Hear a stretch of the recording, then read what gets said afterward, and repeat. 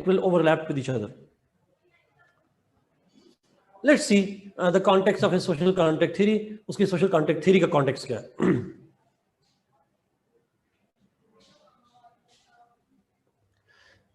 जल्दी से बताइएगा. Social context theory is about what aspect of state? ये state के functions के बारे में है, state की origin के बारे में है, किस बारे में है? What is it about? Origin के हवाले से जी, exactly. It's about the origin of the state. उस हवाले से जो theory है, उसको हम social context theory कहते हैं. Now, जो रूसो है उसका जो सबसे बड़ा कॉन्टेक्स्ट है, that was the conditions of France, the conditions of France at that time. France की कंडीशन क्यों? He was born in Switzerland, but obviously he spent most of his adult life in France, और वो mostly life उसने France में गुजारी थी as an adult life. So the conditions in France, the socio-political and economic conditions of France, they had a major impact on Rousseau's political philosophy.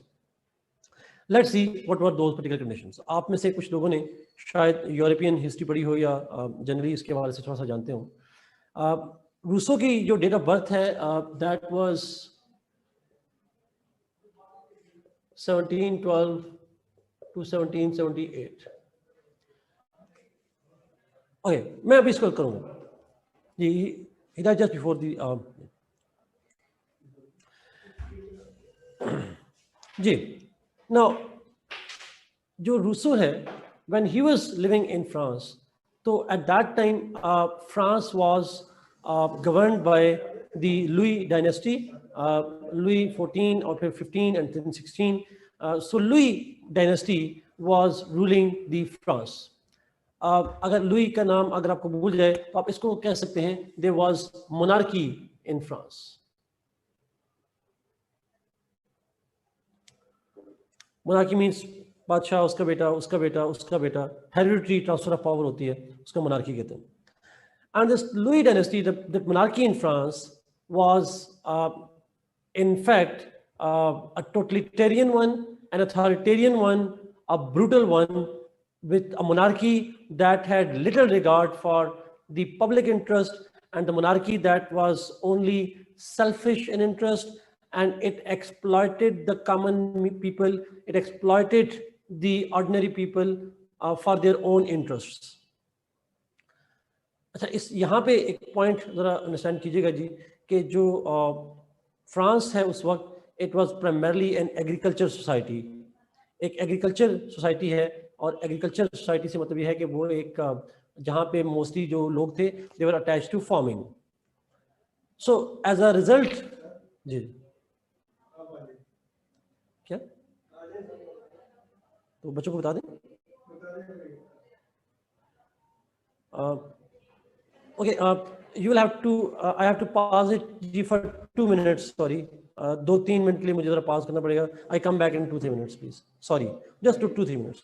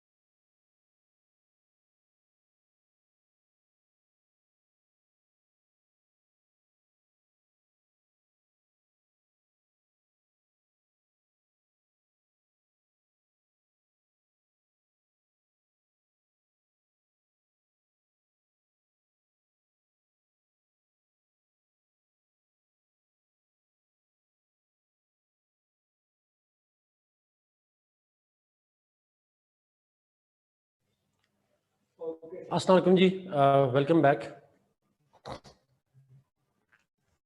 Let's continue. कितने minute लगे थे? 3-4 minute लगे थे.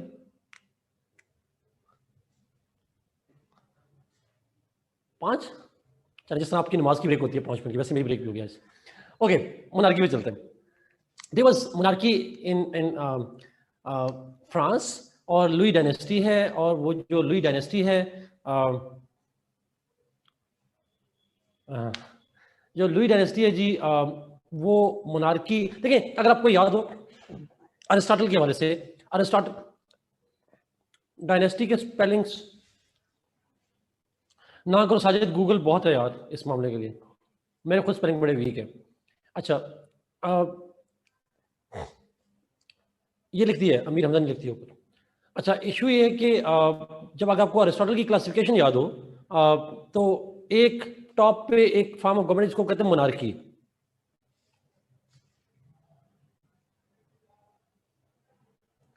इसको लुई डायनेस्टी कहते हैं. ये Bourbon dynasty भी कहते हैं, रमशा बोर्बन कहते हैं, लुई भी कहते हैं. यस. अच्छा, आपको अरिस्टोटल वाली क्लासिफिकेशन याद है? Do you remember the classification of Aristotle, monarchy? और मोनार्की का अपोजिट क्या होता है? टायरेनी. अच्छा, अगर आपको याद हो, उस वक्त मैंने कहा था वो अरिस्टोटल की मीनिंग है, they are the meanings of Aristotle. और उसके नजदीक टायरेनी क्या होती है? What is tyranny? It's the rule of one man for selfish interest. जब कोई एक बंदा अपने सेल्फिश इंटरेस्ट के लिए काम कर रहा हो, रूलर हो, उसको हम कहते हैं टायरेनी. तो यहां पे जिसको मैं मोनार्की कह रहा हूं फ्रांस के अंदर, अगर अरिस्टोटल होता तो इसको क्या कहता? He would have called it a tyranny. But हम यहाँ पे क्या कहेंगे इसे? Monarchy. We can call it,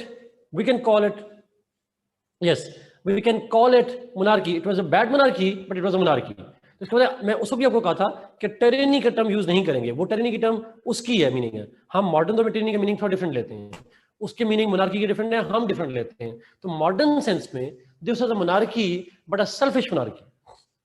and that monarchy, और चूंकि वहाँ पे एग्रीकल्चर मोड ऑफ प्रोडक्शन था, वहाँ पे जो सोसाइटी थी वो एग्रीकल्चर पे बेस करी थी उसकी जितनी भी इनकम है. तो एग्रीकल्चर में दो तरह के लोग होते हैं. एक होते हैं फार्मर्स और एक होते हैं landlords. Landlords who own the land and farmers who work in the lands. Problem was वहाँ पे तीन मेन किस्म की, three main types of people: ordinary people, then landlords, and then royalty. Royal mean जो बादशाह और उसकी फैमिली से होंगे, लैंडलॉर्ड जो कि रिच हैं मेन, और तीसरे थे ऑर्डिनरी पीपल, आम लोग जो हैं. Three kind of people. अब इशू ये था कि जो मोनार्की थी, that had an alliance with the landlords. They both had been having an unholy alliance. They were having a wicked alliance with each other, and together they would exploit the ordinary workers, the ordinary people, farmers. Kaise exploitation? For example, in the entire state, the landlords and royalty, they were exempted from taxes. Tax nahi dete the. By law, tax were exempted to them, and only the ordinary people were to pay taxes. Only they were taxed, and most of the money that used to come from those taxes was spent on the luxuries of the royalty for the wars that they fought, Spanish War में या कहीं और war में, and they were spent on the riches of the landlords. So the ordinary people who are poor, sorry, they were getting poorer because of the atrocities, because of the policies of the monarch. That's true. Thank you, Amir Hamza, for sharing this one. और बाकी कहाँ से आता था Amir Hamza? 50 plus 2, 52% हो गया, और बाकी maybe whatever is the case, but some, अच्छा, maybe from peasants and common men, दोनों को मिलाकर होगा. The ordinary people, they were at the receiving end of the state. अच्छा, मेरा आपसे सवाल है, if government would have been paying taking taxes from you, and rich are exempted from taxes, and government does not spend money on you, it only collects money from you, will you consider that kind of state as a good state? Will you have a positive view of the state? Never. Exactly. As a result of which, that was the pathetic conditions. Now, because of these conditions, the people had considered state as an oppression, as a symbol of oppression. They considered rulers as oppressors. उन ordinary लोगों में, सफर करने वाले लोगों में, Rousseau was one of them.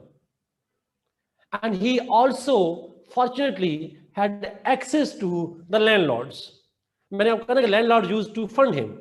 He was a common man, but he was funded by the landlords. Rousseau, because of the bad experience of the French society, because of the pathetic conditions that he observed in the French society, he produced the theory of social contract to liberate people from clutches of the state. I repeat this point. Rousseau's theory of social contract was meant to free the common people from the exploitation and the clutches of the state. इसको आसान लफ्ज़ में कहूँ, उसको लगता था ये जो गरीब हैं ये चेन में हैं फ्रॉम द स्टेट. स्टेट ने इनको बांध के रखा हुआ है, इनको एक्सप्लॉयटेशन करती है, इनके साथ जुल्म करती है. And he wanted to free those people, the ordinary people, and free them from the capitalists, the landlords, free them from the royalty. This was the main context in which he wrote the social contract theory. एक दफा shortly सुनिएगा please, इस point को understand करने की कोशिश कीजिएगा. देखिए, हाब्स ने और लॉक ने लिखा या बादशाह को सपोर्ट करने के लिए या पार्लियामेंट को सपोर्ट करने के लिए. बादशाह के पास पावर हो या पार्लियामेंट के पास हो, उनका कॉन्टेक्स्ट इंग्लैंड था. बट रूसो का कॉन्टेक्स्ट है फ्रांस, और फ्रांस के अंदर डायलेमा ये था that people were suffering at the hands of monarchy and at the hands of the landlords, जो उन पे टैक्स लगा रहे होते थे, उनको एक्सप्लॉइट कर रहे होते, and they were not giving them anything in return. So somehow Rousseau, who was an ordinary man, but who had also observed the riches of the landlord because they raised him, despite that, he wrote his social contract theory to free the common people from the chains of state, from the chains of the landlords. Absolutely, Anwar, मैंने अब यही जुमला बोलना था. Man is born free, but everywhere he is in chains. Man is born free, but everywhere he is in chains. इंसान by birth independent पैदा हुआ है, आज़ाद पैदा हुआ है, but उसके ऊपर chains डाल दी हैं. और सबसे बड़ी chain किसकी है? Who has the strongest chains? State. State is the most important chain on the freedom of the people. तो अगर आपको थोड़ा सा आइडिया हो जाए, थोड़ा सा एक बेसिक गेस करिएगा, इसकी थ्योरी में दो चीज़ें बड़ी सामने नजर आएंगी. एक होगी इकोनॉमिक्स की debate, property economics, because economics की बुनियाद पे ही फर्क क्या है ऑर्डिनरी लोगों में और लैंडलॉर्ड में? फर्क प्रॉपर्टी का है ना, और तो कोई फर्क नहीं है. लोग तो वही है, इंसान भी वही है, मेल फीमेल दो ही जेंडर्स हैं, और फर्क सिर्फ ये है कि they were the rich having property and not having a property. अच्छा, दूसरी चीज बड़ी इंपॉर्टेंट, जो दूसरा मेन पॉइंट आपको नजर आएगा उसके अंदर, वो नजर आएगा the concept of freedom, concept of property and concept of freedom. These are the two most important elements in Rousseau's theory. Rousseau did not espouse a social contract theory. He did give a social contract theory. थोड़ी different है, but it did. Book का नाम तो था ही social contract, but he did give the theory. दो elements इसकी theory के important है. एक है concept of property, because property की वजह से ये क्लासेस बनी हैं, ऑर्डिनरी पीपल एंड लैंडलॉर्ड्स वगैरह. और दूसरा है the concept of freedom and liberty. ये दो मेन पॉइंट्स हैं जिसको हम एलैबोरेट करेंगे, बिकॉज वो चाहता था that ordinary people must be freed from the control of the state, state से उनको फ्री किया जाए, और उनकी जो प्रॉपर्टी की डिस्टिंग्विश है that's also important one. So somehow ये बेसिक जो है वो पॉइंट्स हैं इसके अंदर. Let's begin. सो अगेन, अगर वो फ्रांस में पैदा ना होता, वो पैदा होता इंग्लैंड में, तो क्या उसकी सोशल कॉन्ट्रैक्ट थ्योरी होती?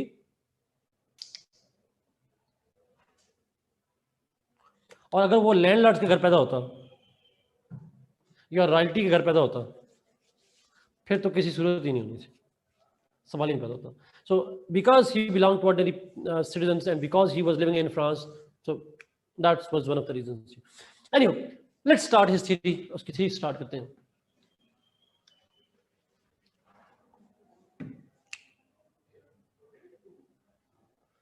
Rousseau begins his theory by first explaining human nature. According to Rousseau, Jean-Jacques Rousseau, the man by nature is neither good nor bad. He is naive, innocent. Naive मतलब innocent है. He cannot distinguish between what is good and what is bad.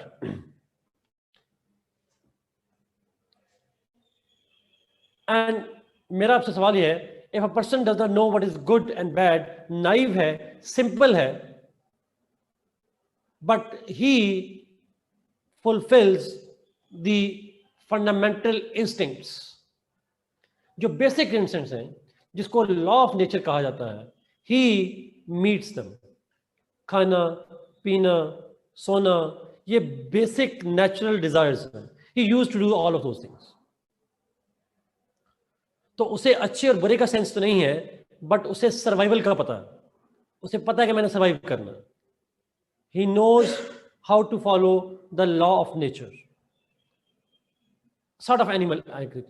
तो इसीलिए उसने एक term use की. He use the term, and I quote him, man is noble savage.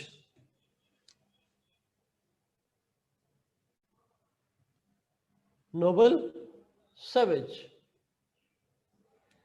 Noble because its innocence is noble, but savage because he follows his instincts. छोटी सी एक मिसाल है जानवर का, आपने लफ्ज़ यूज किया ऊपर एनिमल्स का. शेर हिरन को खाता है, खुशी के लिए खाता है या सर्वाइवल के लिए खाता है?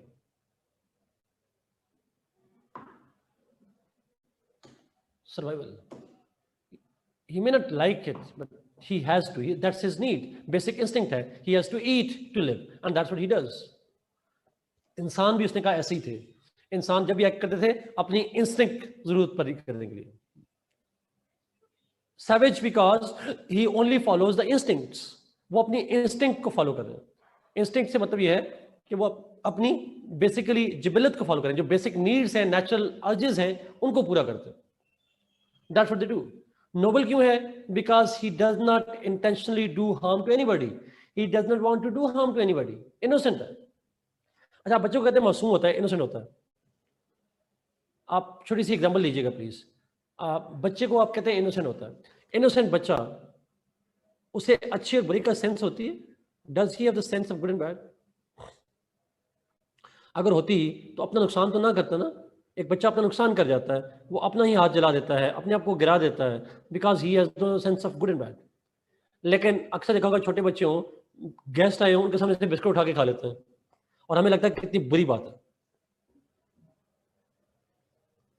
ऐसा ही है, हम उनको बुरा समझ लेते हैं. किसी के सामने से कुछ चीज़ें खाना शुरू कर देते हैं, किसी के सामने कुछ ऐसे अल्फाज बोल देते हैं जो हमें लगता है कि नहीं बोलना चाहिए उनको. But that happens because they are innocent. So they are following instincts. They're innocent, and they don't know it's a bad thing. They don't know it's a good thing. They just do it because they want to, so they do it. आप और मैं बहुत कुछ करना चाह रहे होते हैं, और बहुत कुछ करने चाहने के बावजूद हमारी ट्रेनिंग हमें बताती है कि ये करना अच्छी बात है, ये करना बुरी बात है. हम चुप हो जाते हैं. ऐसा होता है. ऐसा ऐसा बच्चे को सिखा देते हैं, बच्चे अब तुम बड़े हो गए हो, अब तुमने ये हरकतें नहीं करनी है, वी टेल देम। अब आप वो हरकतें कर सकते हैं जो बचपन में करते थे, can you do it? You don't. But what we taught them not to do, but what we taught them to do was actually not the instinct with which you were born. By birth, आपकी ये instinct नहीं थी. You learned it. That's not natural. That's trained one. ऐसा ही है. उसने कहा इंसान ऐसा ही है. He is like a yes. True. It's the same one. So man is noble savage. और नोबल सैवेज है कि वो उससे क्या करता है, वो अपने इंस्टिंक्ट को फॉलो करता है। अब वो इंस्टिंक्ट किसी के लिए बुरी हो सकती है, ठीक है, वो एग्जैक्टली वो एवोल्यूशन में आ जाता है, इंसान के अंदर एवोल्यूशन का प्रोसेस आ जाता है। सो द पॉइंट इज कि मैन इज सैवेज, वो इंस्टिंक्ट को फॉलो करता है, he does not have the code of this is good and this is bad, that's simple idea. So essentially अगर हम इन अ नटशेल देखें, बास किताबों वालों ने लिखा भी है कि रूसो इंसानी नेचर को अच्छा समझता है, he considers human nature as good one, but हम गुड के बजाय कहेंगे innocence, and innocence is good by the way. अच्छा, in addition to human nature, he goes on to then explain state of nature. State of nature क्या होती है? State of nature is the condition of the society in ancient times, पुराने सिखों के ज़माने, सिखों के मतलब सॉरी एंशिएंट टाइम्स में, प्री हिस्टोरिक जो टाइम्स थे, उस ज़माने में क्या कंडीशन थी लोगों की, what kind of life, what type of life, what was the state of life at that time in ancient times. तो अगर इंसान ऐसे हों जिन्हें sense of good and bad ना हो, नोबल सैवेज हो, तो उस माशरे में, उस माशरा नहीं कहूँगा, उस कंडीशन में लोगों की लाइफ कैसी होती होगी एंशिएंट टाइम्स में? There will be peace. There was peace. There was peace. They were free.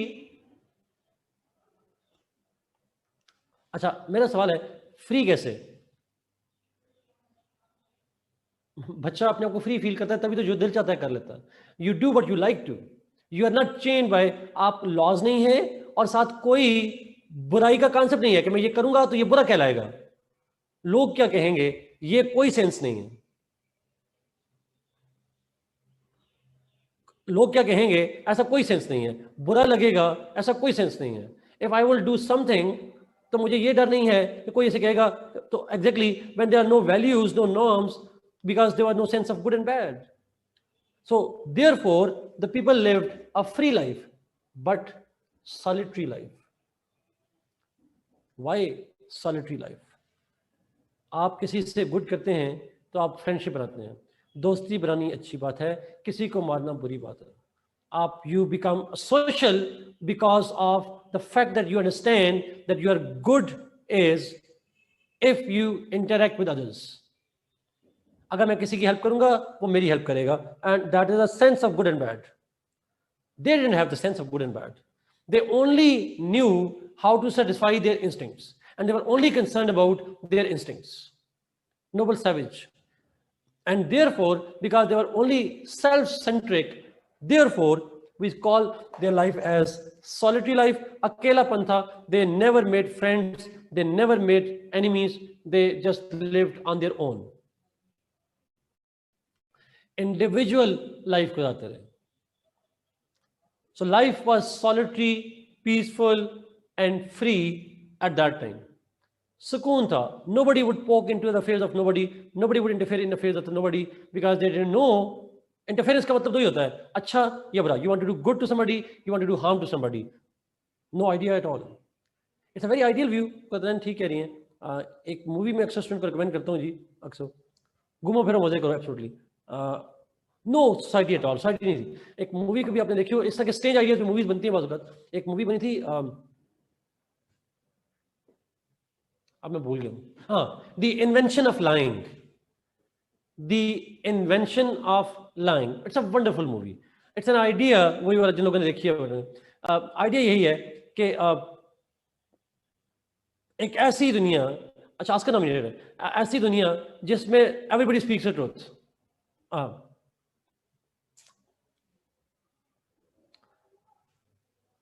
अच्छा मुझे इन प्रोड्यूसर्स के नाम नहीं आते जी, but it's like very interesting movie like hip is yes. मानून का सवाल ये how it become as peaceful society बड़ा इंपॉर्टेंट है। पीसफुल बिकॉज वायलेंस तो तब होगा ना जब आप किसी का बुरा चाहोगे, या आप अपनी इंस्टिंक्ट के अलावा, आपकी इंस्टिंक्ट में क्या है, सर्वाइवल, और सर्वाइवल आपका किस में है, खाने पीने में, basic needs, food, eating, reproduction, ये बेसिक इंस्टिंक्ट्स हैं, and they followed that. Other than that they didn't follow anything else. Property acquire करना, प्रॉपर्टी का सेंस ही नहीं है कि ये मेरी प्रॉपर्टी है तुम्हारी प्रॉपर्टी है, they have no sense at all. So ना प्रॉपर्टी का पता है, ना शोहरत का पता है, ना किसी और चीज का पता है, they just follow the instincts, basic चीज है। And this is why Locke के नजदीक property is a natural right, Rousseau के नजदीक नहीं है। नेचुरल लाइफ में प्रॉपर्टी की सेंस नहीं थी लोगों को, लेकिन लॉक के नजदीक लोगों की प्रॉपर्टी की सेंस थी। इसलिए लॉक बना कैपिटलिस्ट का चैंपियन, रूसो को लेते हैं लोग सोशलिज्म की तरफ। दे वोंट chaos नहीं आएगा, because they will not collaborate, they will meet their own needs and that's it. But Rousseau ने कहा, अब यहां पे कहा, सब कुछ उनको सेंस ही नहीं है गुड एंड बैड का, उनको सेंस ही नहीं है कि मैंने एसोसिएशन बनानी है, मिलके काम करना है, या मिलके लड़ना है, या कुछ भी करना है। They don't have the sense of it, everybody was on its own. तो फिर कॉन्ट्रैक्ट क्यों हुआ? हमने हाफ्स की रखा, फियर की वजह से कॉन्ट्रैक्ट हुआ। लॉक की दफा पॉपुलेशन बढ़ी, प्रॉपर्टी डिस्प्यूट बनना शुरू हो गया और कॉन्ट्रैक्ट किया। रूसो क्या कहता है, अब ये क्या कहानी बनाता है, एज्यूम कर रहे हैं सारा, वो कहता है when they were living a peaceful life, a solitary life, but then a serpent entered their life, a snake entered their life, and that snake and that serpent, no sense of property at all, that serpent, सांप नहीं था असल में, it's a metaphor for property. उसने कहा फिर एक concept develop हुआ प्रॉपर्टी का, yes it's a symbol of fall of Adam's, serpent. अच्छा अब वो क्या है प्रॉपर्टी, कैसे, रूसो के वर्ड्स हैं, एग्जैक्ट वर्ड्स नहीं होंगे बट आइडिया कुछ तरह से है। उसने कहा when the very first man, पहला एक इंसान उठा, and he pointed towards a piece of land and said this land is mine and that land is thine. This land is mine and that land is thine. That was the man who established the first society. That was the man who established a society. अब society से क्या मतलब है, society से कैसे link करता है? जब एक इंसान ने कहा ये ज़मीन मेरी है और वो ज़मीन तुम्हारी है, तो मेरी ज़मीन पे अगर कोई और कब्जा करेगा, that was considered to be a bad thing. Sense of good and bad was developed. THINE, thine के स्पेलिंग होते हैं जी। दिस इज माइन, ये प्रॉपर्टी मेरी है, दैट इज दाइन, वो तुम्हारी है जी। एग्जैक्टली जी, कार्ल मार्क्स का भी हम यही पढ़ेंगे सॉर्ट ऑफ, ये मेरी वो तुम्हारी। तो जब ये मेरी है तो ऑब्वियस सी बात है मेरी प्रॉपर्टी में कोई आएगा तो वो बुरा समझा जाएगा, और तुम्हारी प्रॉपर्टी, मेरी प्रॉपर्टी में कोई मेरी हेल्प करेगा तो अच्छा। तो इस प्रॉपर्टी की वजह से लोगों के अंदर सेंस आ गया, रैशनैलिटी आ गई, गुड एंड बैड की कॉन्सेप्ट डेवलप हो गया। और जिस लोगों में गुड और बैड का कॉन्सेप्ट डेवलप हो जाए उसको हम क्या कहते हैं, we call those people as society. Common idea of good and bad is what we call the society. So this is, serpent enter ना होता, लोग प्रॉपर्टी का कॉन्सेप्ट ना आता, लोग सुकून से रह रहे थे, चिल कर रहे थे। Absolutely nobody was into nobody's affairs, they were, each individual was free. But फिर प्रॉपर्टी आई और सोसाइटी बनी, और जब सोसाइटी बनती है तो फिर लोग क्या कहेंगे वाला जुमला आ जाता है। You lose your freedoms, you lose your liberties, you embody chains.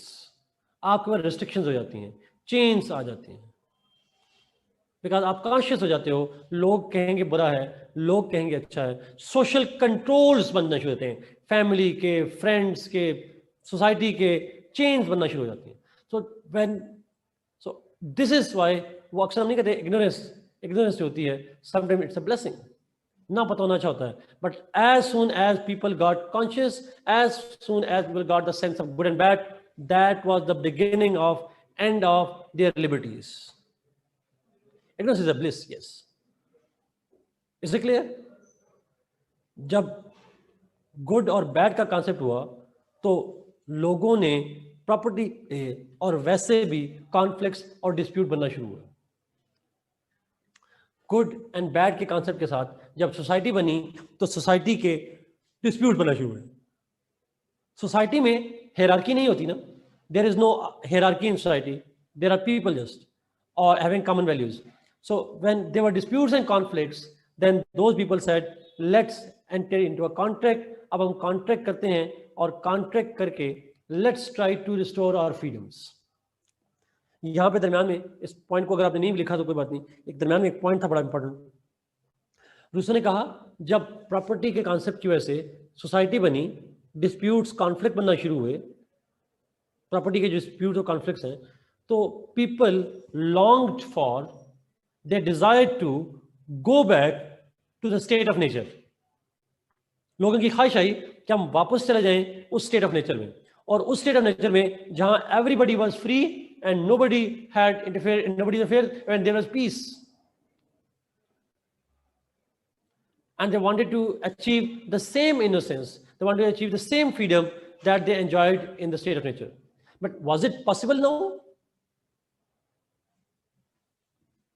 It was not. तो क्या करें?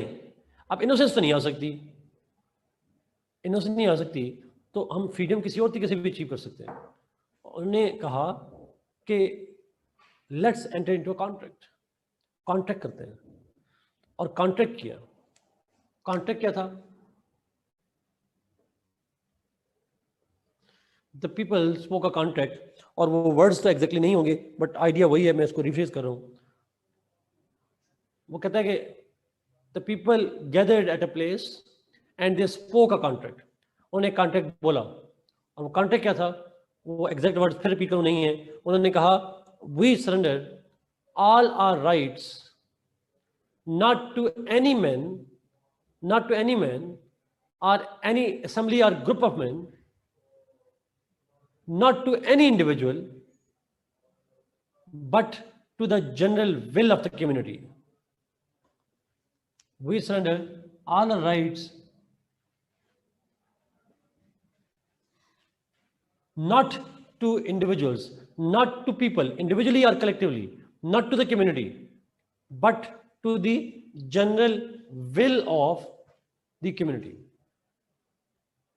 हम अपने इंटरेस्ट को सरेंडर करते हैं कम्युनिटी की जनरल विल से. अब मेरा आपसे सवाल यह है, जब लोगों ने अपने राइट्स को सरेंडर किया जनरल विल को, तो अब सॉवरेन कौन बना? Who became the sovereign?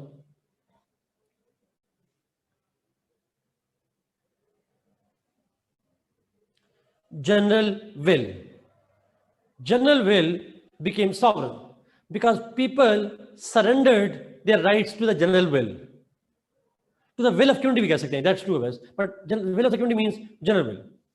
They did not surrender to people, they surrendered to an idea that is called the general will. अभी एक्सप्लेन करता हूँ जी जनरल विल से क्या मतलब है. But the idea is they did not surrender to people. अच्छा, वैसे आपसे सवाल है छोटा सा, अगर लोगों को ही सरेंडर करना था, अगर लोगों को ही सरेंडर करना था, तो फिर लिबर्टी तो अचीव नहीं हो सकती. लिबर्टी तो तब अचीव होगी जब कोई लोग आपके ऊपर ना रहे. डिस्प्यूट है जिसके साथ, वही आपको रूल करना शुरू कर दे. Will you follow him? जिसके साथ आपका डिस्प्यूट हो, will you surrender to him? You won't. So the idea was कि आइडिया ये था कि हम क्यों किसी इंडिविजुअल को सरेंडर करें? Why to any people? They didn't trust people. They wanted to surrender to the general will idea. Let's see now what is general will.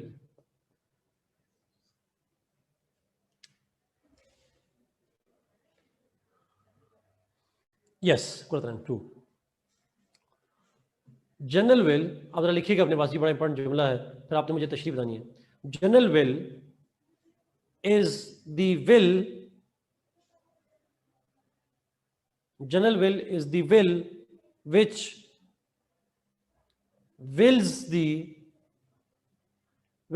wills the will of people।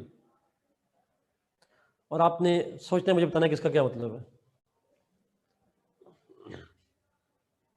Tell me, what does it mean by general will is a will which wills the will of people?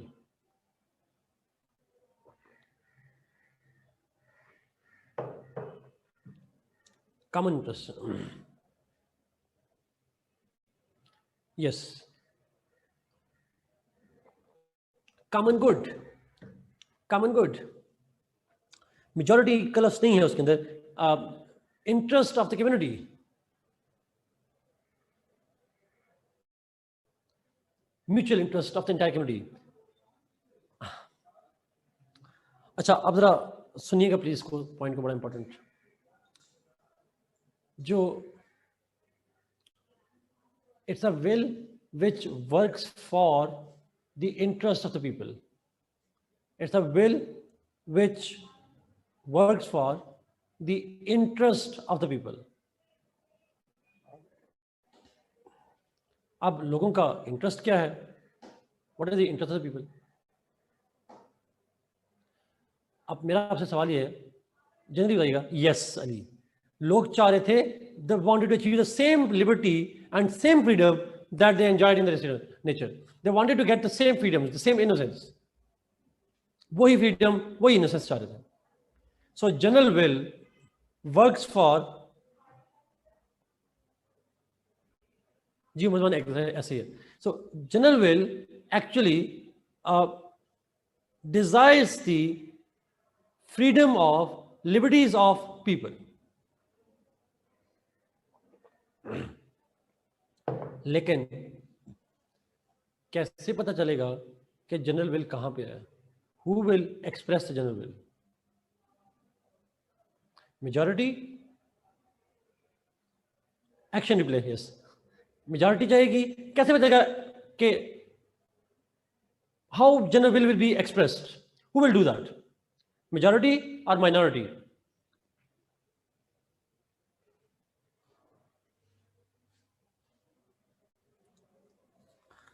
अब यहां पे Rousseau कहता है, और मैं उसकी बात से एग्री करता हूं। वो कहता है general will may be the will of the majority और it may be the will of the minority. Rousseau कहता है general will may be represented by और may be expressed by the will of the majority और the will of the minority. अच्छा, जरा understand कीजिएगा please. General will may be the will of the majority और it may be the will of the minority. ये है collective interest के लिए। It is for the common interest of the entire society. But who represents it? कौन बताएगा? वो majority भी कह सकती है, वो माइनॉरिटी भी कह सकती है। अच्छा, आप जरा थोड़ी देर के लिए इसको जरा साइड पे रखिएगा। वापस आते हैं अरिस्टोटल के ऊपर। अरिस्टोटल की जो हमने क्लासिफिकेशन पढ़ी थी, तो उस क्लासिफिकेशन के अंदर, अरिस्टोटल की क्लासिफिकेशन के अंदर, जी इट डज। अच्छा, अरिस्टोटल क्लासिफिकेशन में मोनार्की वो स्टेट होती है जिसमें yes, who will decide it is for general interest? Mohammad Sajid, exactly, it can be majority और इट कैन बी माइनॉरिटी, यही वो कह रहा है। अच्छा, अब वो ये कह रहा है, अब सुनिएगा प्लीज मेरी बात को, अब टाइप नहीं करना आप लोगों ने। अच्छा, अरिस्टोटल की जो मोनार्की है उसमें one man rules for everybody's interest, और फिर नीचे आती है अरिस्टोक्रेसी। वही एक्सप्लेन कर रहा हूँ आपको। अब मेरा सवाल है, आप मोनार्की में कितने पर्सन रूल करते हैं अगर अकॉर्डिंग टू अरिस्टोटल? 1। और अरिस्टोक्रेसी में कितने पर्सन रूल करते हैं? फ्यू। 2 स्पेसिफिकली नहीं, फ्यू। सम अच्छा, जब हम कहते हैं फ्यू और सम, इज इट मेजॉरिटी और it's minority? It's minority, obvious बात है, फ्यू का मतलब ही होता है माइनॉरिटी होता है। अच्छा, ये जो मोनार्की है और अरिस्टोक्रेसी है, इसमें माइनॉरिटी एक बंदा हो सकता है या कुछ लोग हो सकते हैं। Minority, does it work for everybody's interest और it work for selfish interest?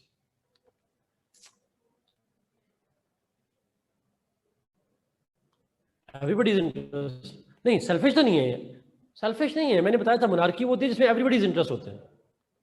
It can not be both. Aristotle ने क्या कहा था? अरिस्टोटल जिन लोगों ने पढ़ा था, याद नहीं आपको?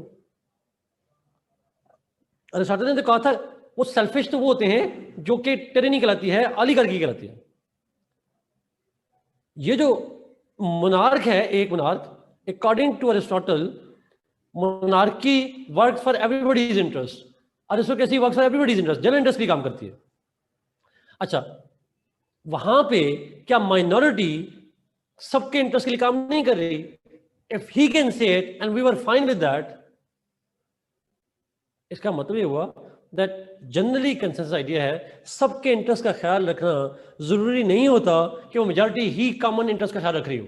It can be sometimes of individual और few individuals that can also work for the interest of the entire community.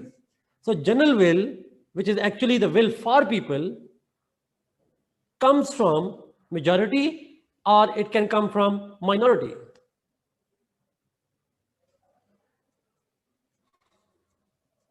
No, no Sanan, absolutely not. ये तो नहीं कहा हमने, तो उसमें इलेक्शन की बात ही नहीं की। हमने अरिस्टोटल ने तो इलेक्शन की बात ही नहीं की, फ्यू पीपल कैसे रूल करेंगे, कैसे इलेक्ट होंगे, ये तो उसने बात नहीं की। और वैसे मोनार्की को कौन करेगा? One man rule sort of.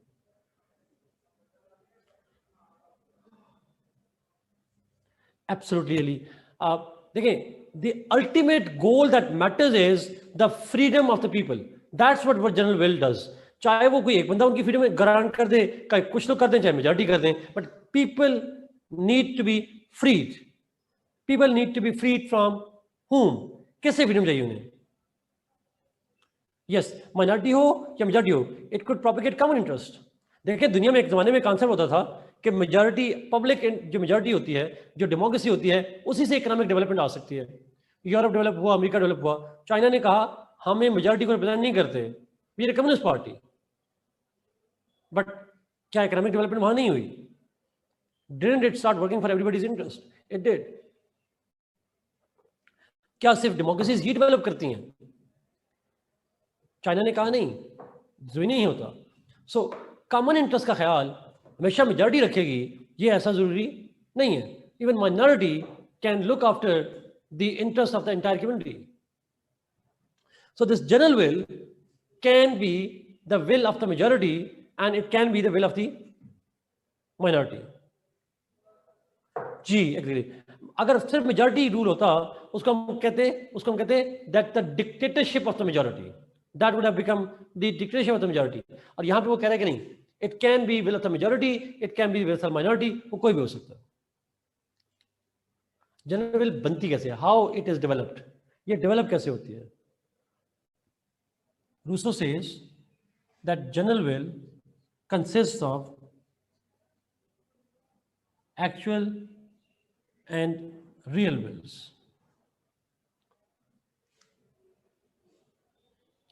कोई भी रूल करे, फ्रीडम होनी चाहिए, absolutely. Actual will, real will, दो तरह की होती है।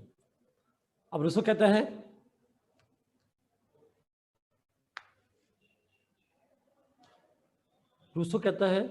आपके सवाल का जवाब मैं आखिर में दूंगा। जनरल विल के बारे में कहता है कि वो दो तरह से होती है। उसमें एक कहता है एक्चुअल विल, एक कहता है रियल विल। जनरल विल क्या होती है? एक्चुअल विल एंड रियल, दो इस पर मुश्किल होती है। अच्छा,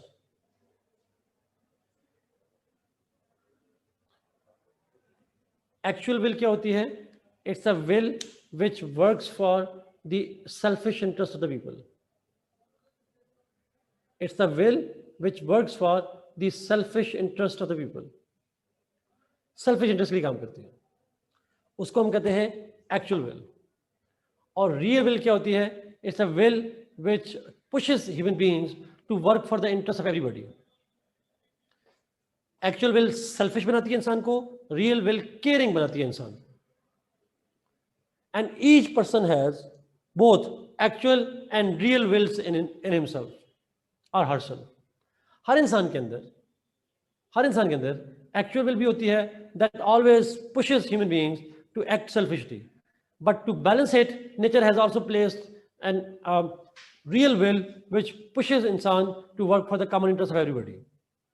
दो आवाजें आती हैं, एक अपने इंटरेस्ट के काम करने के लिए हमें कहती है, एक हमें कहती है सबके इंटरेस्ट के लिए काम करो.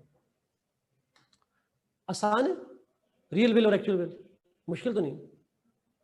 एक हमें सेल्फिश बनाती है, एक हमें केयरिंग बनाती है. एक्चुअल विल सेल्फिश है, रियल विल अदर्स करेंगे. Noble savage exactly. अच्छा, अब सवाल ये है कि इंसान के अंदर according to the Rousseau, in each individual there is always a battle between the actual and the real will. There is always a battle between actual and real will.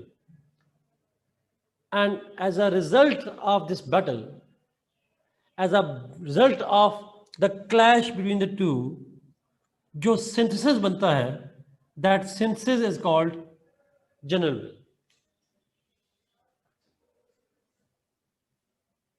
The general will, in simple mathematical language, is a synthesis of actual and real wills.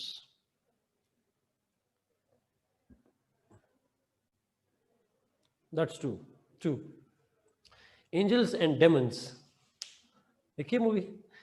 So actual and real will, और दोनों के दरम्यान में जो clash है, synthesis बनता है, जो synthesis बनता है वो होती है general will.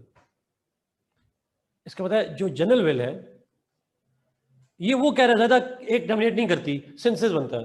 अब व्हाट इफ वन डोमिनेट्स, फिर रूसो को थ्योरी दोबारा चेंज करनी पड़ेगी, बट वो कहता है कि नहीं, एक नहीं. Actual plus real will interact करती हैं, सिंथेसाइज करती हैं और फिर बनती है जनरल विल.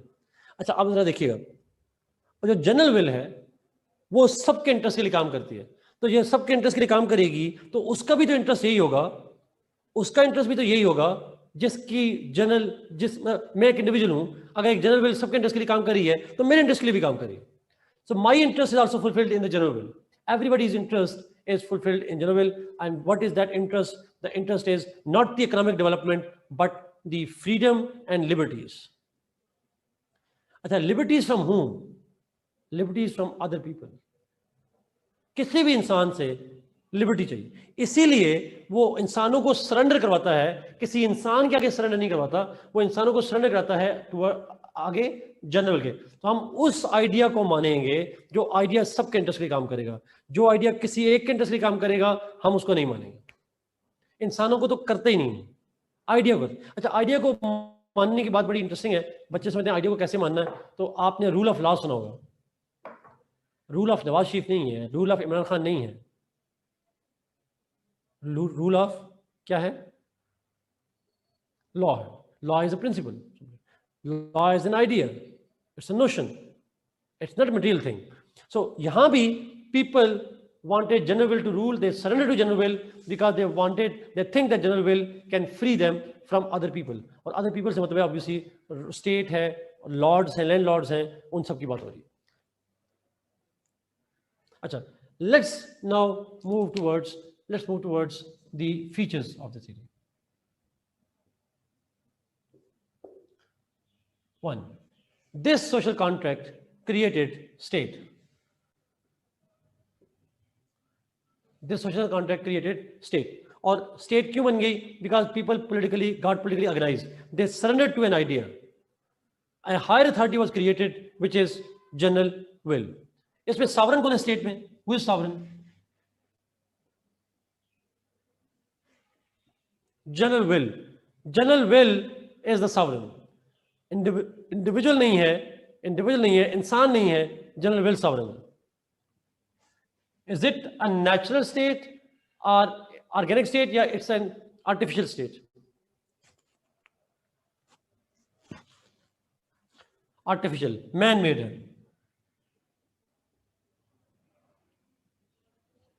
फिर लिखेंगे यहाँ पे जनरल विल। अगर आप जनरल विल वहां पे एक्सप्लेन कर चुके हो पहले, या तो पहले कर लें, अगर आपने पहले यहाँ पे एक्सप्लेन नहीं किया, अब यहाँ पे कर सकते हैं।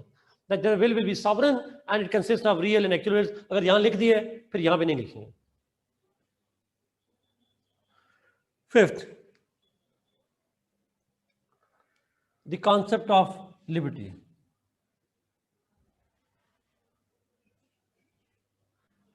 मेरा आपसे सवाल यह है, इस कॉन्टेक्स्ट में स्टेट इज द एंड और state is a means to an and?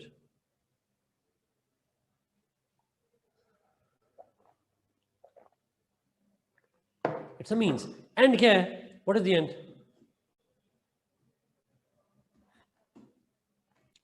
Freedom, liberty, individual liberty. और लिबर्टी किससे? This state is meant to free people from state as well as to the society. इंसान को freedom चाहिए, the same freedom that they enjoyed in the times of state of nature. तारीखी ज़माने में जो freedom enjoy करते थे, same freedom होनी चाहिए, freedom from the state and freedom of other people. अच्छा, अब मेरा सवाल है, वैसे आपसे पूछ रहा हूँ, क्या और स्टेट का काम है, स्टेट का काम है अपने आप से फ्री करना और दूसरे लोगों से फ्री कराना मुझे। State has to free me from the control by you और by any other state institution. अब मॉडर्न जमाने में अगर पुलिस सुनिएगा बड़ा साथ अभी इसी पॉइंट से, अगर पुलिस आपको हफ्ते बेजा में रखे, आप कोर्ट में जा सकते हैं, ऐसा ही है। If they detain you illegally you can go to the court of law. अगर आप मिसिंग पर्सन जाए फिर तो कुछ नहीं हो सकता, बट हैबस कॉर्पस में आ जाता है। अच्छा, अब मेरा सवाल यह है, पुलिस भी स्टेट है और उसके खिलाफ उसने आपकी लिबर्टी को चेंज किया, आपको आज़ादी को छीना, आपको कैद कर लिया, आप उसके खिलाफ किसके पास जा रहे हैं? Who are you approaching? State. Judiciary is part of state. So state से फ्रीडम हो तो भी स्टेट इंश्योर करेगी, और अगर दूसरा इंडिविजुअल मेरे मामला में मुदाखलत कर रहा हो, मेरा पड़ोसी मेरे मामला में मुदाखलत कर रहा हो, मेरा मोहल्लेदार में मुदाखलत कर रहा हो, कोई दूसरा मेरी प्रॉपर्टी पे आकर कब्जा कर ले, तो फिर भी हम कहाँ जाएंगे? स्टेट के पास। You have to go to state. हर इंडिविजुअल, हमारे यहाँ तो नहीं होता, हमारे यहाँ तो माँ बाप उठाकर थप्पड़ लगाते हैं, फ्रीडम की बात करते हो, लिबर्टी की बात करते हो, लेकिन अगर यूरोपियन सोसाइटीज में वहाँ माँ बाप अपने बच्चे को मारे हैं तो बच्चे क्या करते हैं, क्या कर सकते हैं?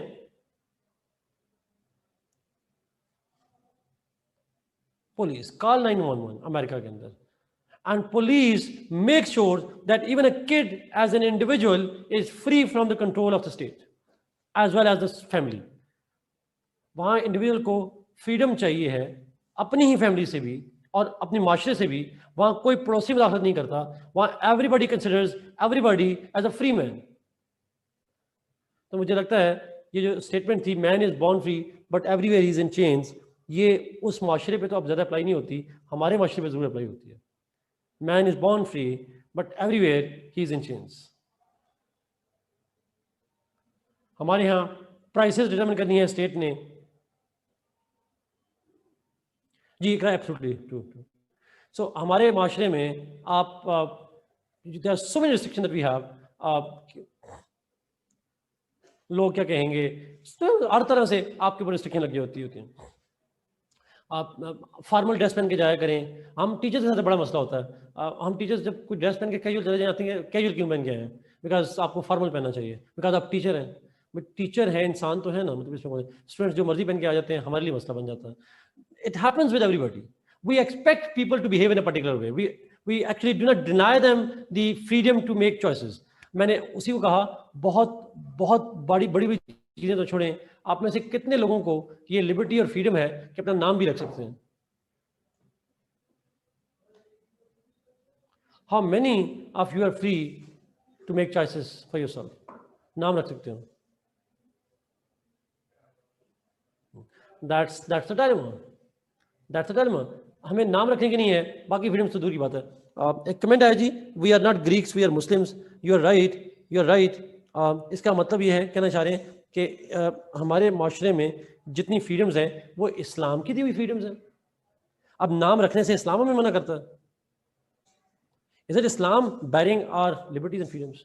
It's not. It's the society that does.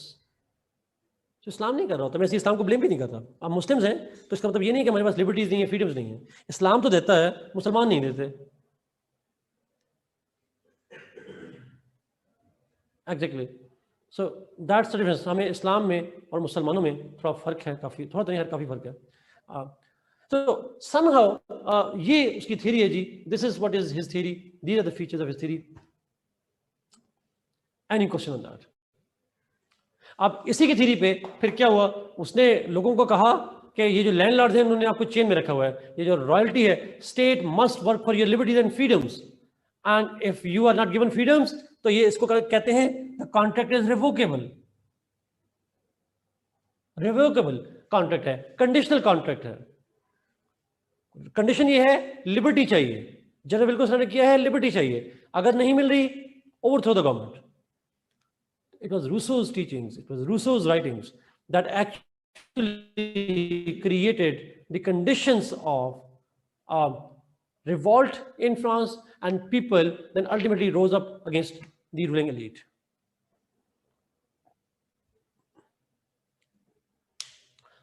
अभी कंपैरिजन पे आते हैं जी। कंपैरिजन से पहले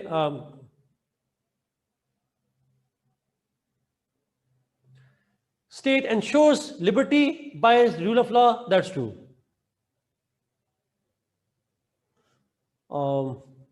Can you please explain the serpent point again? Chat बड़ी कर दीजिएगा ना से।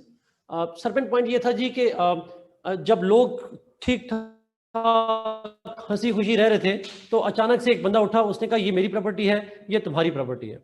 जब उसने कहा, जिसने इंसानों को सिखा दिया गुड और बैड क्या होता है, और जब गुड और बैड का सेंस आ गया तो कॉन्फ्लिक्ट शुरू हो गए, डिस्प्यूट शुरू हो गए, हम सोसाइटी बन गए, सिविलाइज हो गए, और सिविलाइजेशन में डिस्प्यूट बनना शुरू हो गए, और डिस्प्यूट बनने के लिए फिर उन्हें कॉन्ट्रैक्ट करना पड़ा आपस में आके, और वो कॉन्ट्रैक्ट के बाद फिर जो भी सरेंडर हुआ। Yes, that's true. लॉक्स ने भी कहा था वैसे, लेकिन उस कर लें, चैट ऊपर कीजिएगा।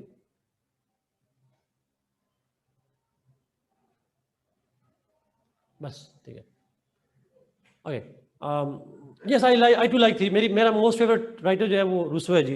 ही is my most favourite and ideal thinker because he wants people to free from other people as well as from the state. Absolute. Who will ensure the general will, like any leadership concept in this theory? अब ये जुल्फकार बड़ा important point है, ये सबसे बड़ा उसका criticism आता है, वेग पॉइंट है। Who will ensure? ऊपर किसी का गवर्नमेंट कहाँ से आ गई, यही प्रॉब्लम था कि ये इंश्योर कौन करेगा that general will is followed. We don't know. It can be people, it can be, we don't know. Pakistan में तो मिलिट्री ऐसा काम करती है, but who does it according to Rousseau, वो वेग है, इसके बारे में क्लियर नहीं है, ये उसका क्रिटिसिज्म पॉइंट है। Any major achievement to his name, the most important achievement is he is considered to be the intellectual founder of the French Revolution and the modern concept of liberties. Revocable, repeat कर दें, this contract is revocable means reverse किया जा सकता है, contract cancel किया जा सकता है, because जो भी गवर्नमेंट बनेगी, जो भी लोग होंगे जो गवर्न करेंगे स्टेट को, चाहे वो माइनॉरिटी हो या मेजॉरिटी हो, they will have to ensure the liberty of people. अगर वो लोगों की लिबर्टी इंश्योर नहीं कर सकते, then they will not be able to govern. Rousseau led to French Revolution, absolutely जी। आगे जाइएगा। स्पॉन्सर चैट नीचे नीचे नीचे। Is this theory became the reason of French Revolution? Yes, it was a theory that caused the French Revolution. थोड़ा सा ऊपर जाइएगा chat में, ऊपर ऊपर बस। He does, how does he explain the concept of economy? मेरा देखें, उसने कहा कि पूरी स्टेट में कॉन्फ्लिक्ट किस वजह से शुरू हुआ, प्रॉपर्टी की वजह से शुरू हुआ। प्रॉपर्टी ना आती तो कॉन्फ्लिक्ट ना बनते। Property is the reason why conflict began. Property की वजह से इंसान चेन में आया, दैट्स द आइडिया जी। आसान, एग्जैक्टली। उस बंदे को पकड़े जिस बंदे ने सबसे पहले कहा था दैट ये मेरी है, ये तुम्हारी है, क़यामत वाले दिन उसका नाम याद रखना, बस जो भी नाम होगा।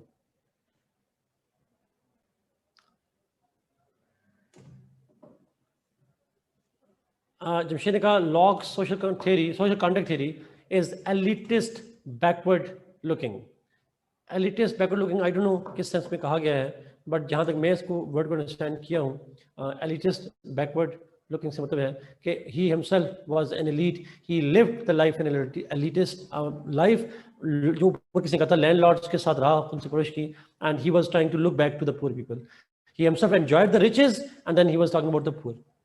So in a way that state guarantees liberty through making itself accountable to ensure public liberty. Absolutely, Amir Hamza, absolutely true. Yes, this is the theory which became the reason for French Revolution. True. नीचे आ जाए।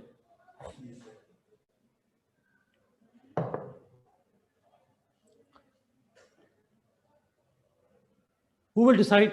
Sir ji, to me, he is the intellectual father of anarchy and uncivil government, Manur. Obviously, let's agree to disagree, ji. Lekin, he is the intellectual father of freedom and liberties. So, freedom can be anarchy, I agree, but I trust people. I think if people are given freedom, most likely they are not going to behave in a bad way. So, I trust people. So I don't believe that liberties will give anarchy. Who will decide that general will is in interest of people? I mean, कैसे पता चलेगा कि वो सही कर रहे हैं? General will always work for the interest of the people. हाँ, general will को represent करने वाले वाकई वो public interest के लिए काम कर रहे हैं कि नहीं कर रहे, ये अलग बात है. But will is always work for the interest of the people. So sovereign to liberty. Sovereign hoga general will because people surrender to the general will, that's why it's sovereign. Acha, artificial means that because this contract was done by the people जिसकी वजह से state में money, so that's why it's artificial. फिर general will का concept वही है जो हम पहले बात कर चुके हैं. Liberty means that general will जो sovereign है, it will ensure that people remain free. Each individual remains free from the state and free from other people. Isn't it this way making state too powerful and may lead to a state becoming so too powerful eventually as it is the sole body guaranteeing people's freedom? Amir Hamza बड़ा सवाल important है, अगर आप public करते हैं मैं फिर इसका आंसर करूंगा, बड़ा इंपॉर्टेंट सवाल है, प्लीज फिलोसॉफिकल आंसर है इसका प्लीज। सर ये तीनों थीरीज कभी इंप्लीमेंट नहीं हुई, नहीं एग्जैक्ट तो इंप्लीमेंट नहीं हुई, बिट्स एंड पैचेस जो जरूर इंप्लीमेंट हुए।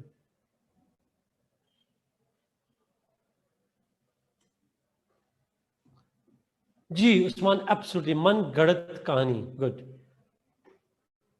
चर्च का क्या बना? चर्च पीछे हो गया था जी, चर्च को हटा दिया गया था, ग्लोरियस रेवोल्यूशन आया, बादशाह वीक हुआ, मुनार वीक हुआ, अभी हम चलेंगे वैसे अगले पॉइंट पे, और ऑटोमेटिकली चर्च भी वीक हुआ। Yes, his theory is contradictory to Hobbes theory, true. Sometimes yes, इसकी दोनों इंटरप्रिटेशन होती हैं, हॉब्स के करीब भी। This is also conditional contract, yes conditional. Simplest context of his theory, simple context of his theory was the conditions of France where poor people were exploited by the rich people. Chat ऊपर कीजिएगा जी। अमीर हमजा का सवाल बड़ा important है जी। Sir, isn't this in a way making state too powerful and may lead to the state becoming too powerful eventually as it is the sole body guaranteeing people's freedom? Absolutely Amir Hamza, इसीलिए अमीर हमजा इसकी theory की एक तशरीह जो करते हैं, जो socialist करते हैं, वो यही कहते हैं दैट जनरल सोशलिस्ट ये कहते हैं कम्युनिस्ट पार्टी एक पार्टी जो मेजॉरिटी को रिप्रेजेंट नहीं करती, but it can work for the interest of everybody. Socialist यही कहते हैं कि हमें पता है अवाम का फायदा क्या है, so we as a minority dictatorship of the Communist Party can work for the interest of everybody. Yes, but this is a excuse through which they kind of grab power in their own hands too. Sir ji story बनाते रहे हमें फंसा गए, true Hassan, agreed sir, but power is in the hands of people as it's about their interest. Yes, but people are expressing general will but sovereign नहीं है लोग, ये point है basically. People are themselves under the sovereign which is not, जो sovereign है वो general will है, लोग नहीं है। Yes, according to this theory minority can rule over the majority, it can, और it can also happen that majority, असल में माइनॉरिटी रूल करे या मेजॉरिटी करे इससे फर्क नहीं पड़ता। लेकिन अब जरा मेरी बात का सवाल देखिएगा प्लीज, मेरा सवाल का जवाब दीजिएगा। यही बात तो अरिस्टोटल ने भी कही थी, मोनार्की भी अच्छी हो सकती है, पॉलिटी भी अच्छी हो सकती है, वन मैन भी सबके इंटरेस्ट के लिए काम कर सकता है, और Many people can also work for the interest of everybody. It doesn't matter how many people are ruling, that doesn't matter. Minority, majority doesn't matter. What matters is आप common interest के लिए काम कर रहे हैं कि नहीं कर रहे हैं. Like China too. So we also need such a revolution. That's true. That's true. We need it too. But against whom? ये मसला है. Sir, I firmly believe that humans are instinctual by nature and we are only tamed with revolutions. With too much liberty, will it create foster anarchist belief and perspective as contentment will be foregone? I mean, लंबी debate है, but I agree with most of it. Is China following? No, we don't say that China is following this theory. हम ये नहीं कह रहे. Socialist as an idea जरूर कहते हैं. जी, आसान, ट्रू. लेकिन ये एग्जाम्पल ना लिखिएगा मुगल्स, चाइना, ये सोचें जरूर. पर मैंने आपको कहा था शुरू में फिलोसोफर नहीं बनना हम लोगों ने. जो उसने कहा वही बताना है बस. उमर, उसने कहा बस एक दिन सो के उठे, एक बंदे को ख्याल आया, वो यही तो नहीं बताता, यही तो क्रिटिसिज्म है. एक दिन उठा, ख्याल आया कि जी ये बस होना चाहिए ऐसे.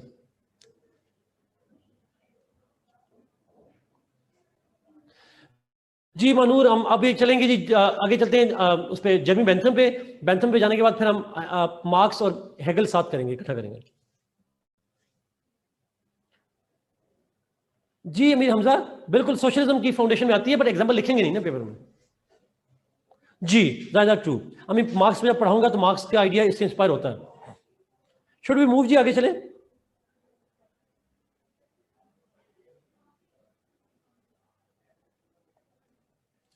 अच्छा, अब कंपैरिजन आएगा तो कैसे करेंगे, मैं कंपैरिजन सिखा दूंगी आपको.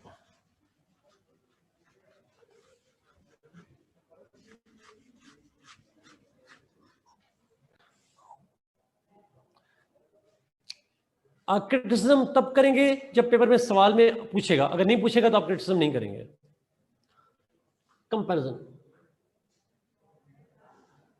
ये अपने पास नोट कर लें, फिर आपने बाद में मुझे कहना है कि मुझे नहीं पता. पूरे पॉलिटिकल साइंस में तमाम क्वेश्चन में कंपैरिजन ऐसे ही करेंगे जैसे मैं बता रहा हूं.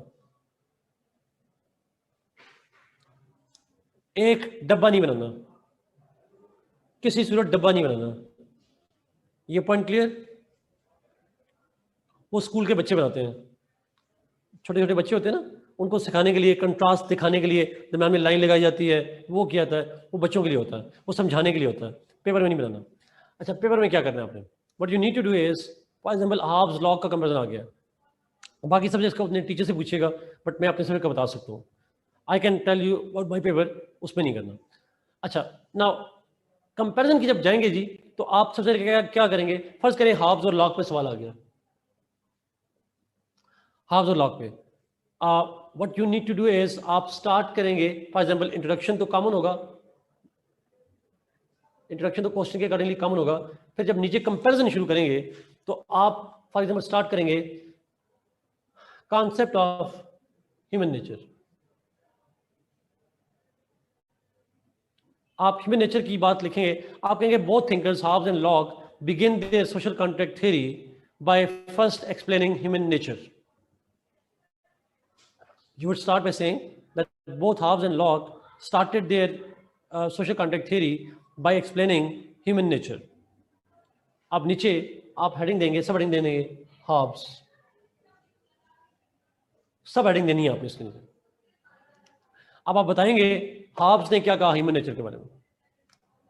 नीचे वो लिखने के बाद, नीचे उसके बाद जाएंगे आप लॉक. कॉन्टेक्स्ट लिखना है दोनों का, कॉन्टेक्स्ट दोनों का लिखना है जी. अच्छा, नीचे देंगे लॉक. लॉक क्या कहता है? वैसे आपसे पूछ रहा हूं, हाब्स जब ह्यूमन नेचर हेडिंग लिखी, उसके बारे में हाब्स का क्या व्यू है, लॉक का क्या व्यू है? आपकी मर्जी है. ह्यूमन नेचर के नीचे हाब्स और लॉक को सब हेडिंग देकर लिख लें या पैराग्राफ में लिख लें. बट कंटिन्यूस ना लिखिएगा, या पैराग्राफ लिखिएगा या हेडिंग लिखिएगा प्लीज, सब हेडिंग्स. अच्छा, मेरा आपसे सवाल है, हाब्स जब लिख चुके होंगे और लॉक को लिखना शुरू करेंगे इस ह्यूमन नेचर के वाले से, तो आप क्या लिखेंगे? लॉक का सेम व्यू है या लॉक का व्यू डिफरेंट है ह्यूमन नेचर में? डिफरेंट है.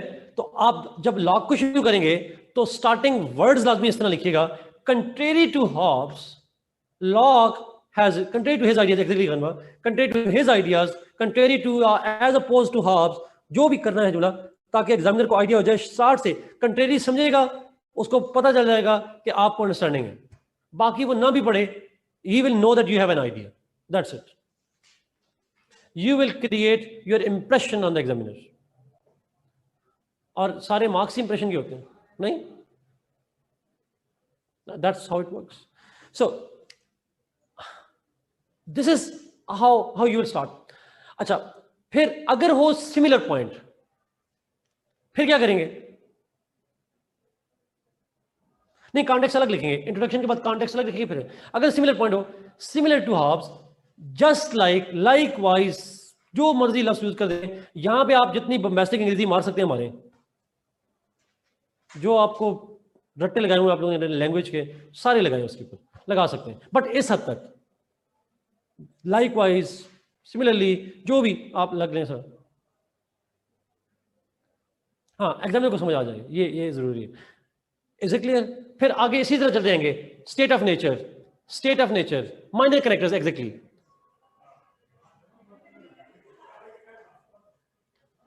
मैं क्या पढ़ा रहा था जी, स्पोक में खटक को बता दें क्या पढ़ा रहा था, कोई नीचे बता दे, हेल्प आउट कर दे प्लीज। अच्छा, फिर बाद में जाएंगे स्टेट ऑफ नेचर में। स्टेट ऑफ नेचर जो आप करेंगे सेम। अच्छा, स्टेट ऑफ नेचर के बाद आप जाएंगे कॉन्ट्रैक्ट में, फिर फीचर्स में, हर एक में आप मेन आइडिया लिखेंगे। फॉर एग्जाम्पल, अगर मैं आपसे पूछूं सॉवरेनिटी का, अगर आपसे पूछूं सॉवरेनिटी का, जी थैंक यू शुभायु। अच्छा, मैंने नहीं कहा स्ट्रिक्टली फॉलो मेरा मेथड, स्ट्रिक्टली कर हटा दें, I prefer that you should follow this method. Strictly नहीं है प्लीज, ऐसा कोई नहीं है। I am not a dictator, you know, मैं लिबर्टीज को सपोर्ट कर रहा हूं, तो आपकी लिबर्टी, आप जैसा मर्जी करना चाहें। अच्छा, अब सुनिएगा प्लीज। फर्ज करें अगर मैं आपसे पूछूं कि आप जो लिखेंगे स्टेट की आर्टिफिशियल नेचर, क्या दोनों में सेम व्यू है या डिफरेंट व्यू है?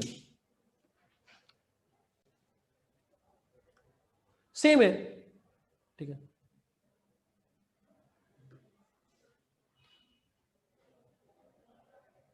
यस तारा, या हेडिंग दे दें, या देखिएगा जी प्लीज, ह्यूमन नेचर लिखा, उसमें नीचे हॉब्स का व्यू ऑफ ह्यूमन नेचर लिखा, सब हेडिंग देके, और फिर नीचे सब हेडिंग देके लॉक का लिखा, और जब लॉक का लिखा तो बता दिया कि लाइकवाइज सेम व्यू है उसका या डिफरेंट व्यू है। लेकिन जरूरी नहीं कि हेडिंग भी लिखें, इसी को तारा आप पैराग्राफ भी लिख सकते हैं, बट कंटिन्यूस ना लिखिएगा प्लीज, किसी सूरत ये ना हो कि ह्यूमन नेचर लिखी, दरमियान में कहीं हाफ भी शुरू हुआ, दरमियान में कहीं लॉक भी शुरू हुआ, एग्जामिनर को ये ट्रीज अट्रैक्ट नहीं करेगी। हेडिंग दे दें, और कंपैरिजन में आप सिमिलरिटीज भी लिखते हैं, डिसिमिलर पॉइंट भी लिखते हैं। नहीं, दोनों सूरतों में सिमिलरिटीज हो तो भी लिखना है हाफ का व्यू, फिर लिखते हैं similarly lock has a similar view, लेकिन वो व्यू पूरा लिखना है उसका, वो है क्या। अच्छा, एक तो तरीका ये है, दूसरा तरीका ये हो सकता है जी, 2-3 सेंटेंसेस 4 सेंटेंसेस काफी हैं। ट्रू, फर्ज करें बात कर था भूल गया। अच्छा, फर्ज करें आप इसको जब लिख रहे हैं, आंसर कंपैरिजन में कर रहे हैं, और आपके एक तरीका तो ये है, एक इशू लिया, उस पर आ गया हाब्स क्या कह रहा है, लॉक क्या कह रहा है, ह्यूमन नेचर पे, स्टेट ऑफ नेचर पे, फिर आप फीचर्स ऑफ कॉन्ट्रैक्ट पे चले गए, स्टेट ऑफ नेचर पे चले गए, वो सारी चीजें लिखेंगे, जो सिमिलर पॉइंट है, सिमिलर, जो डिसिमिलर, डिसिमिलर। दूसरा तरीका ये है, जो मुझे ज्यादा अच्छा नहीं लगता, बट अगर आप चाहें तो आप फॉलो कर सकते हैं। इंट्रोडक्शन लिखा, फिर उसमें लिखा similar features of their philosophy, similar features, similarity लिखी 1 2 3 4, फिर लिखा डिसिमिलर या कंट्रास्टिंग, कंट्रास्ट, और वो लिख दिया, अलग से करें, ये लाइन लगा के नहीं, अगले पेज पे, उससे अगले पेज पे, इस तरह। यस एग्जैक्टली, मुझे नहीं अच्छा लगता, this is too basic, too बच्चों वाली है, इसलिए। यस, मेरा भी ये ख्याल है, इस थीमेटिक वी से ज्यादा होगा। आप डब्बा बनाएंगे वो अच्छा नहीं लगेगा, इस तरह भी अच्छा लगेगा, पहले वाला देखा अच्छा है, but this is all from my side जी, आई गेस मैं उसमें मजीद बात नहीं करूंगा। पंजाब में और पाकिस्तान में सर अली बहुत सारे हैं और उनके स्टूडेंट्स भी बहुत सारे हैं। कोटेशन कितनी लिखनी है? 1-2 कोटेशन लिखने बेहतर है। नो, डब्बा कभी नहीं बनाना please.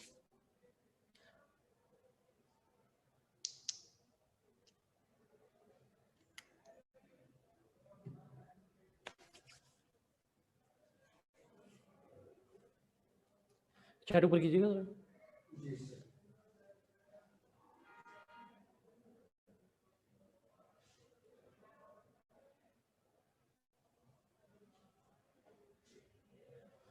Okay, Benazir will fine him. इसका कोई तरीका निकालते हैं, मैं अभी बात करता हूँ, ठीक है? So let's have a solution to that thing. मैंने कंपैरिजन का तरीका बताया जी। पहला तरीका ये है, आप जिस इशू को कंपेयर करना हो, अगर आपने जिसको कंपेयर करना हो तो पहला पॉइंट आया, ह्यूमन नेचर का पॉइंट पकड़ा और उसके नीचे लिखा हाब्स ने कैसे कंपेयर किया, लॉक ने कैसे कंपेयर किया। हाब्स ने क्या कहा उसके बारे में, लॉक ने क्या कहा। फिर बाद में दूसरा पॉइंट आएंगे, for example state of nature का, उसके बारे में हाब्स क्या कहता है, लॉक क्या कहता है। लेकिन जो वर्स्ट तरीका है ना आंसर देने का, वो ये है कि पहले हाब्स सारा लिखें 2-3-4 पेजेस पे और फिर आखिरी 2-3-4 पेजेस पे लॉक को लिखें। That will be the worst method of doing it, ठीक है? वो कभी ना कीजिएगा sir. Conclusion combine combine combine. Hamza का क्वेश्चन है उसके बाद से, हमजा ये पॉइंट क्रिटिसिज्म में हो सकता है, वो डिपेंड करता है, अगर अनरिस्ट्रिक्टेड फ्रीडम होंगी तो कॉन्फ्लिक्ट होंगे, दैट्स ट्रू। इसीलिए स्टेट का रोल इतना ही होना चाहिए कि अगर कॉन्फ्लिक्ट आ जाए तो उस सूरत में स्टेट अपना रोल प्ले करे, अगर कॉन्फ्लिक्ट ना आए तो स्टेट को रोल प्ले नहीं करे। इसीलिए स्टेट बनाई गई थी कि अनरिस्ट्रिक्टेड जितनी मैक्सिमम फ्रीडम रखेंगे तो बेहतर है। अगर फ्रीडम की वजह से कॉन्फ्लिक्ट हो, स्टेट बीच में आ जाए, अदरवाइज स्टेट की जरूरत नहीं है। रेलेवेंस और क्रिटिसिज्म अगर पूछेगा तो करेंगे, अदरवाइज नहीं करेंगे जी। Yes, you can write it as community humour, that's true.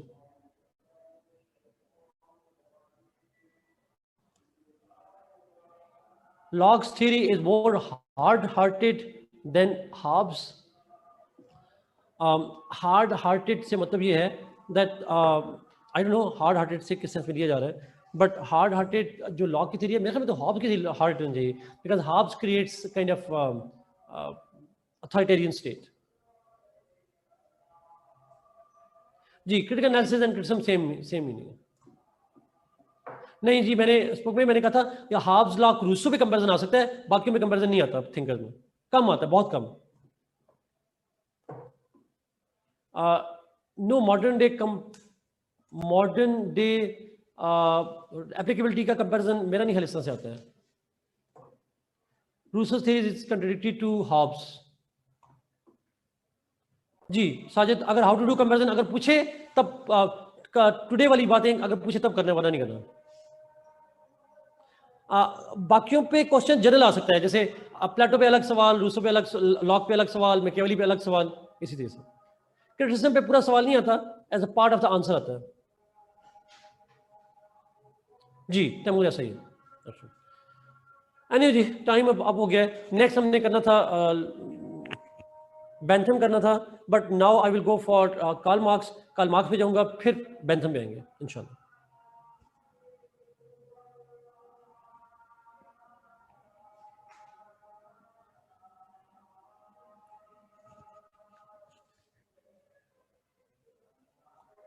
To दरमान, थैंक यू जी। मतलब इंशाल्लाह नेक्स्ट क्लास में हम कार्ल मार्क्स को करेंगे इंशाल्लाह। फिर 1-2 क्वेश्चन आए, वो जमशेद के भी मैं उसका आंसर करूंगा इंशाल्लाह नेक्स्ट क्लास में। अल्लाह हाफिज़।